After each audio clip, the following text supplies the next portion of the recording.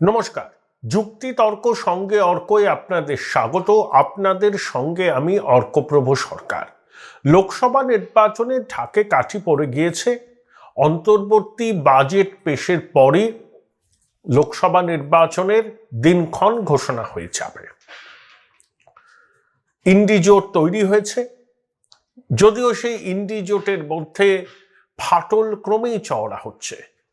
খুব আকর্ষণীয় কিছু পরিবর্তন হতে চলেছে বিহারে, কারণ নীতিশ কুমার তার দলের সব বিধায়ক, বিধান পরিষদের সদস্যদের 22 তারিখ থেকে শুরু হওয়া সপ্তাহে পাটনায় থাকতে বলেছেন। আরজেডি বিধায়ক, বিধান পরিষদের সদস্যদেরও এরকম হুইপ জারি করা হয়েছে। নীতিশ লালু এবং তেজস্বীর সঙ্গে বৈঠক করেছেন।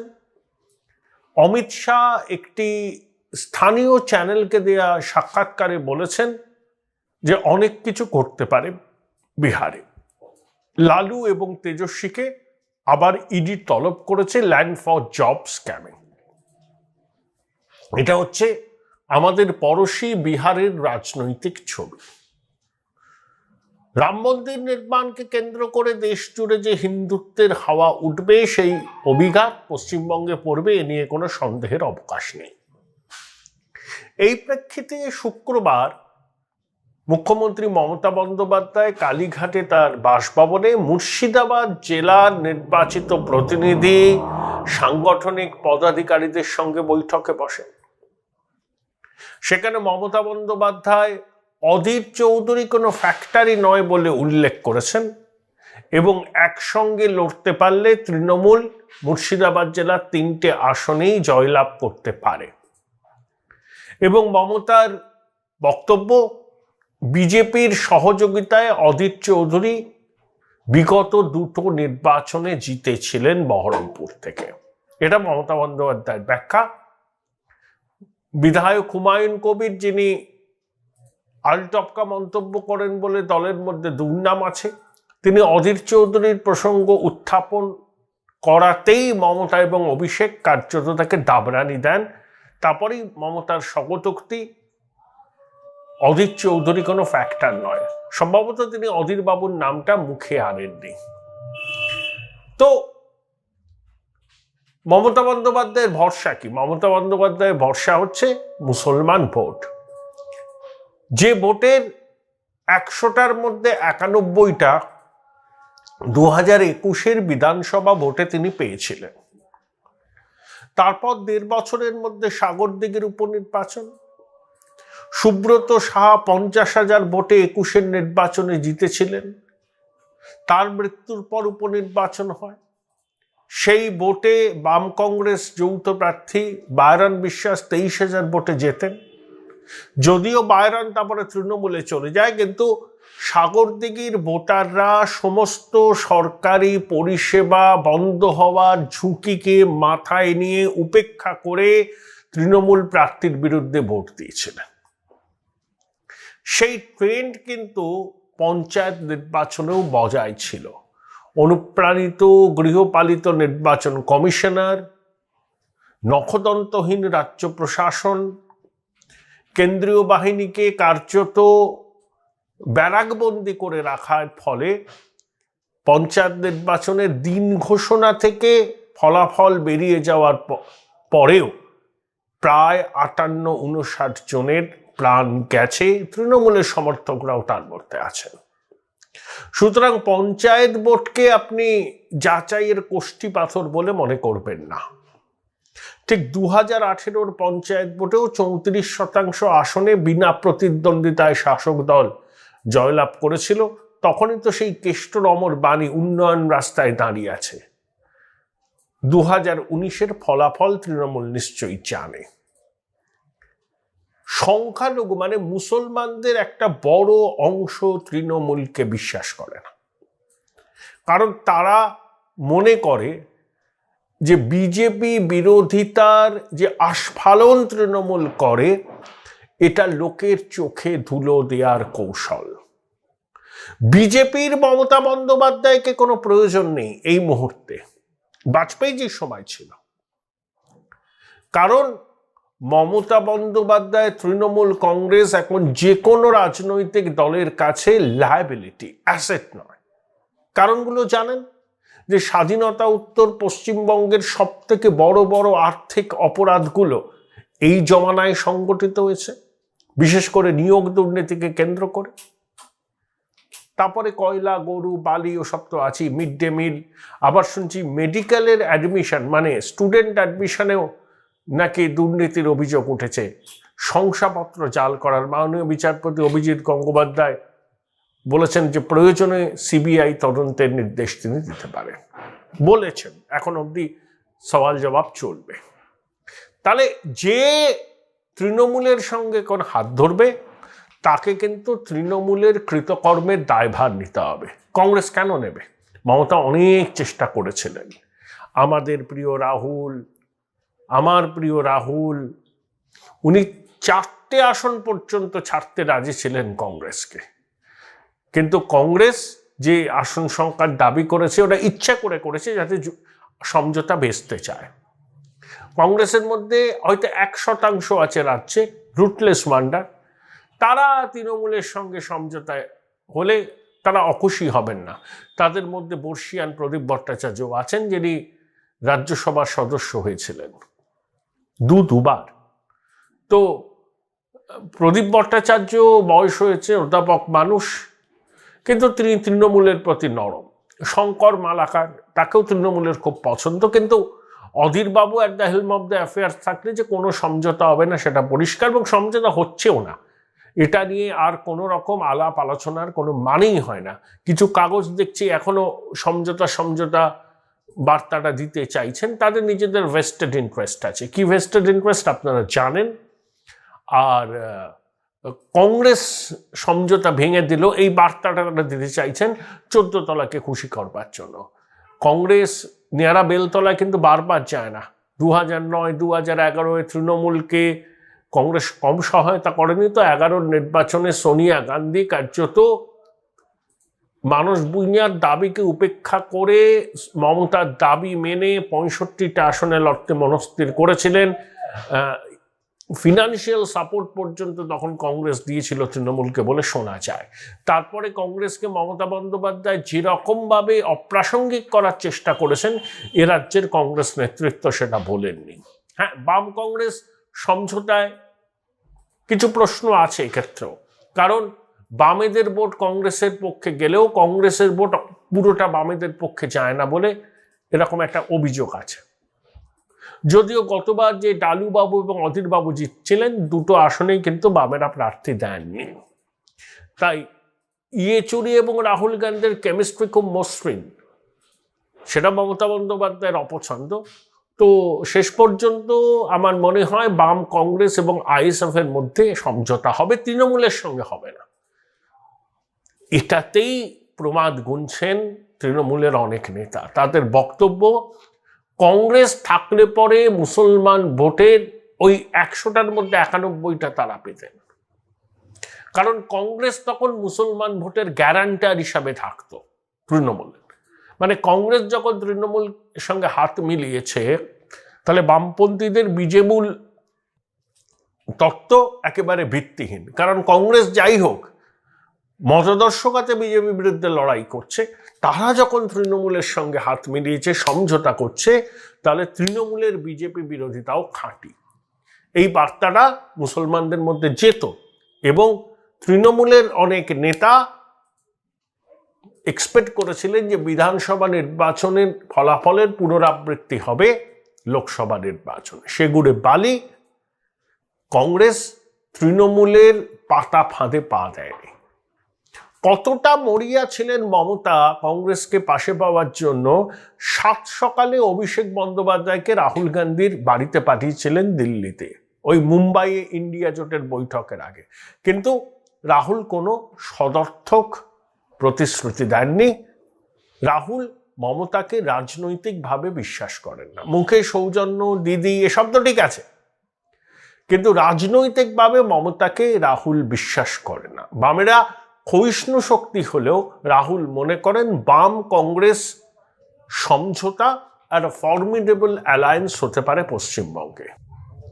তাই মমতা বন্দ্যোপাধ্যায় যতই বলুন অধীর কোনো ফ্যাক্টর নয়, সংঘবদ্ধভাবে লড়লে মুর্শিদাবাদের 3টে আসনই পাওয়া যাবে, কিন্তু পার্টি ইনসাইডাররা মনে করছেন এই রাজ্যে লোকসভা নির্বাচনের লড়াইটা খুব কঠিন হয়ে গেল। তার উপরে রাম মন্দির উদ্বোধন পরবর্তী দেশে যে হিন্দুত্বের হাওয়া উঠবে তার অভিঘাত এই বাংলাতেও পড়বে, এবং হিন্দু ভোটের কনসলিডেশন চূড়ান্ত পর্যায়ে যেতে পারে। Join Indian Institute of Hotel Management now. Right choice, right decision. তাহলে যে বাইনারি পলিটিক্স তৃণমূল করবার চেষ্টা করছে বারবার, কংগ্রেসের সঙ্গে থাকলে পরে সেটা আরো সহজ হতো, সেই বাইনারি পলিটিক্স কিন্তু এবার নাও হতে পারে। হিন্দু ভোটের সিংহভাগ বিজেপির দিকে যাবে, কিন্তু সংখ্যালঘু ভোটের একটা বড় অংশ যদি বাম কংগ্রেস আইএসএফ এর পক্ষে যায়, তৃণমূলের কপালে অশেষ দুর্ভোগ আছে। নওশাদ সিদ্দিকী রাজনীতিতে নবাগত হলেও ও কিন্তু পীরজাদা, ফুরফুরা শরীফের পীরজাদা। বাঙালি মুসলমানদের কাছে বিশেষ করে ফুরফুরা শরীফের গুরুত্ব মর্যাদা অন্যরকম। তাই নওশাদকে সরাসরি ব্যক্তি আক্রমণ করতে পারবে না, যদিও তাকে নানাবিধ কেসে জড়িয়ে দেওয়ার চেষ্টা হয়েছিল, সেটা নওশাদের হিতে বিপরীত হয়েছে। তৃণমূলের সংখ্যালঘু নেতারা অনেকেই কিন্তু নওশাদকে এইভাবে মামলা মকদ্দমায় উত্তক্ত করার বিরুদ্ধে কিন্তু তাদের মেরুদণ্ডে ঘালপালা জ্বলিয়ে গেছে বলে প্রকাশ্যে তারা নিজেদের কথা বলতে পারেন না, আড়ালে গুজগুজ ফিসফিস করেন। কিন্তু নওশাদকে এইভাবে মামলা মকদ্দমায় জড়িয়ে দেওয়ার যে অভিযোগ উঠছে, তার বিরোধী কিন্তু শাসক দলের অনেক সংখ্যালঘু নেতা মন্ত্রী। তাহলে এই প্রেক্ষিতে তৃণমূল কিন্তু আদৌ স্বস্তিজনক অবস্থায় নেই। তার উপরে দুর্নীতির তদন্ত আদালতের নির্দেশে কাকুর কণ্ঠস্বরের নমুনা সংগ্রহ হয়ে গেছে, রিপোর্টে জমা পড়বে বা পড়েছে। সেই কণ্ঠস্বরকে তদন্তের কাজে কতটা ব্যবহার করা যাবে সেটাও আমরা জানতে পারবো। শঙ্কর আড্ড থেকে শুরু করে বাকিবুর রহমান, তারা ইডির হেফাজতে। প্রতিদিন খবর আসছে খাদ্যচোর বালু নাকি ব্যক্তিগতভাবে 10,000 কোটি টাকা পাঠিয়েছে বাইরে হাওয়ালার মাধ্যমে, বাংলাদেশ হয়ে দুবাই, সেটা অন্য কোম্পানিতে বিনিয়োগ হয়েছে, বিদেশি মুদ্রা বালু পেয়েছে ইন্ডিয়ান কারেন্সির পরিবর্তে। কেষ্ট এখনো গড়াগড়ি খাচ্ছে তিহারে। শেখ শাহজাহান অধরা, কত বড় দুর্বৃত্ত শেখ শাহজাহান যে রাজ্য পুলিশের মহানির্দেশকের স্বগতোক্তির পরেও এখনো অধরা। মানে তাকে ধরবার ব্যাপারে উদ্যোগ নেই, কারণ শেখ শাহজাহানকে ধরলে পরে তাকে ইডির হেফাজতে দিতে হবে। সেখানে শেখ শাহজাহান মুখ খুলে দিলে তো প্যান্ডোরার বাক্স খুলে যেতে পারে। শুধু তো শেখ শাহজাহান নয়, শেখ শাহজাহানের ধরা পড়া মানে মুদাস্সার কাইজার জাহাঙ্গীরের কাছেও কিন্তু বার্তা পাঠানো যে তারাও ঘুরে বেড়াতে পারবে না, যা খুশি করতে পারবে না। সেটা নির্বাচনের আগে রাজ্য প্রশাসন চাইছে না, কারণ তারা এক একজন সম্পদ, দলের সম্পদ। ভোটের দিন তাদের কীর্তিকলাপ মানুষ জানেন। তাহলে কোথাও কোনো স্বস্তির খবর নেই তৃণমূলের। অভিষেক বন্দ্যোপাধ্যায় সুপ্রিম কোর্টে জাস্টিস গাঙ্গুলির বিরুদ্ধে যে আপিল করেছিলেন, সুপ্রিম কোর্ট সেটাকে এন্টারটেইন করেনি, সঙ্গত কারণেই করেনি। যদিও তৃণমূলের লোকজন বলছেন টেকনিক্যালিটিস, আবার নাকি ফ্রেশ অ্যাপ্লিকেশন করবেন। ও অভিষেক বন্দ্যোপাধ্যায় পয়সা আছে, তিনি কোর্টে যতবার খুশি যেতে পারেন, গণতান্ত্রিক অধিকার। কিন্তু একটা জিনিস স্পষ্ট, বারবার আদালতে যাওয়া থেকে এটাই প্রমাণিত হয় নিজের প্রতি আত্মবিশ্বাস নেই অভিষেকের। তাই রক্ষা কবচ চাওয়া, বিচারপতিদের বিরুদ্ধে মামলা করা, মাননীয় বিচারপতির বেঞ্চ থেকে মামলা সরানো যাচ্ছে, এসব অভিষেক বন্দ্যোপাধ্যায় করছেন। এবং রয়েছেন শুভেন্দু অধিকারী। একথা অনস্বীকার্য, শুভেন্দু অধিকারী কিন্তু শাসক দলের এখন 1 নম্বর দুশ্মন। আর কোনো বিরোধী নেতা শুভেন্দু অধিকারীর মতো শাসক দলকে বিব্রত করেননি।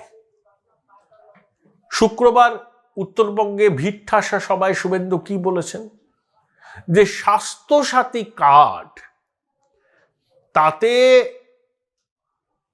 অর্থোপেডিক অপারেশন করার আগে কিছু পূর্ব শর্ত, 48 ঘন্টার মধ্যে থানায় গিয়ে নাকি জানাতে হবে কেন তিনি পড়ে গেছেন। আমার কাছে খুব অবাক লাগলো।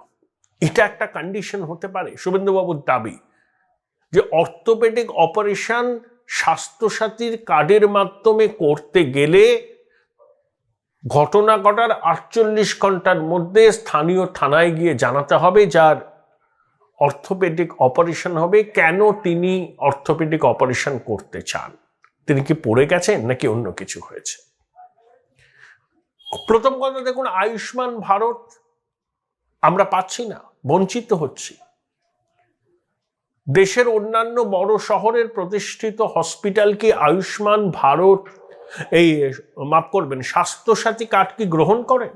শুভেন্দুবাবু বলছেন যে ভেলোর মেডিকেল কলেজ গ্রহণ করেছিল, কিন্তু 3 মাস পরে তারা জানিয়ে দিয়েছে তাদের অপরাগতার কথা। এই যে এত খবর শুভেন্দুর কাছে চলে আসছে, কোন সংবাদ মাধ্যমে এটা নিয়ে আমি দেখিনি আলোচনা হতে যে অর্থোপেডিক অপারেশন হওয়ার স্বাস্থ্যসাথী কার্ডের মাধ্যমে পূর্ব শর্ত হচ্ছে এটা। শুভেন্দুবাবু অভিযোগ করেছেন যে জলপাইগুড়ি জেলা পরিষদের প্রধান এবং তার ভাই নদী থেকে বেআইনিভাবে বালি তোলার কারবার চালাচ্ছেন, অভিযোগ করেছেন। অর্থাৎ উত্তরবঙ্গে গিয়ে উত্তরবঙ্গের শাসক দলের নেতাদের বিভিন্ন কীর্তিকলাপ নাম ধরে ধরে শুভেন্দুবাবু বলছেন। পরেশ অধিকারী তার পরিবারের কতজনকে চাকরি দিয়েছেন বিস্তারিত শুভেন্দু বলছেন, এবং তার সবাই কিন্তু ভিড় হচ্ছে, এটা তৃণমূলের লোকজনও জানে। তাই শুভেন্দুকে টেক্কা দেয় এখন তাদের কাছে সব থেকে বড় চ্যালেঞ্জ, সম্মানের ইস্যু। সেই জন্য শুনলাম যে মমতা বন্দ্যোপাধ্যায়ের ভাই কার্তিক বন্দ্যোপাধ্যায়ের উদ্যোগে টেলিভিশনের জনপ্রিয় মুখ দিদি নাম্বার 1 রিয়েলিটি শোর সঞ্চালিকা রচনা ব্যানার্জিকে নবান্নে নিয়ে গেছিলেন বা তিনি গিয়েছিলেন। শোনা যাচ্ছে যে একটা অরাজনৈতিক জনপ্রিয় মুখকে কাঁথিতে, যেখানে শুভেন্দু অধিকারীদের যথেষ্ট প্রভাব প্রতিপত্তি আছে, সেখানে তৃণমূলের টিকিটে দাঁড় করানোর জন্য শুভেন্দু অধিকারী একেবারে গলার কাঁটা হয়ে গেছেন, এবং তার জন্য সবাই ভিড় হচ্ছে। তিনি সরকারের গোপন তথ্য যেগুলো বিরোধীদের কাছে চট করে যেত না, সেগুলো পেয়ে যাচ্ছেন এবং খুলে আম বলছেন। সেই জন্যই মমতা বন্দ্যোপাধ্যায় প্রশাসনিক বৈঠকে বলেছেন যে কিছু অফিসার চাইছেন না সরকারি পরিষেবা সাধারণ মানুষ পাক। কেন সরকারের তথ্য, সরকারের সিদ্ধান্ত আগে ভাগে বিরোধীদের কাছে চলে যাচ্ছে? আর যৌথ মঞ্চ বলছে বিনা যুদ্ধে নাহি দেব সুচক্রমে। মহামিছিল তো হবেই, লাগাতার কর্মবিরতি হবে। মমতা বন্দ্যোপাধ্যায় যতই কঠোর বার্তা দেওয়ার চেষ্টা করুন না কেন, যৌথ মঞ্চের সঙ্গে যারা যুক্ত তারাও অনড়। রেসপাইট কোথায়? ইতিমধ্যে খরিফ মরশুমে ধান কেনার জন্য যে টাকা কেন্দ্র দেয় সেটা দিচ্ছে না, কারণ কেন্দ্রের গাইডলাইন মানা হয়নি। কেন্দ্রীয় প্রকল্পের যে টাকা রাজ্য সরকার পায়, মমতা বন্দ্যোপাধ্যায় প্রধানমন্ত্রীর কাছে গিয়েছিলেন, প্রধানমন্ত্রীর দপ্তরের সঙ্গে রাজ্যের সংশ্লিষ্ট দপ্তরের আধিকারিকদের বৈঠক হবে, কিন্তু বৈঠক হলেই জট খুলবে তা তো নয়। তাই কোথাও কোনো আশার আলো নেই তৃণমূলে। আর সব থেকে বেশি মমতা বন্দ্যোপাধ্যায়কে চিন্তিত করেছে যে অনেক আশা নিয়ে তিনি কংগ্রেসের কাছে বার্তা দিয়েছিলেন যে তিনি চান কংগ্রেসের হাত ধরতে। ওই যে বললাম, নারা একবারই বেলতলায় যায়। সোনিয়াজির মমতার প্রতি একটু সফট কর্নার থাকলেও রাহুলের নেই, এবং রাজ্য কংগ্রেসের 99.99% নেতা তৃণমূলকে রাজনৈতিকভাবে বিশ্বাস করে না। তারা মনে করে কংগ্রেসের সঙ্গে তৃণমূলের আসন সমঝোতা হলে সময় পেলেই মমতা বন্দ্যোপাধ্যায় কংগ্রেসের পিঠে রাজনৈতিক ছুরিটা মারবেন। আর কংগ্রেসের সর্বনাশ মানেই এ রাজ্যে তৃণমূলের পৌষ মাস।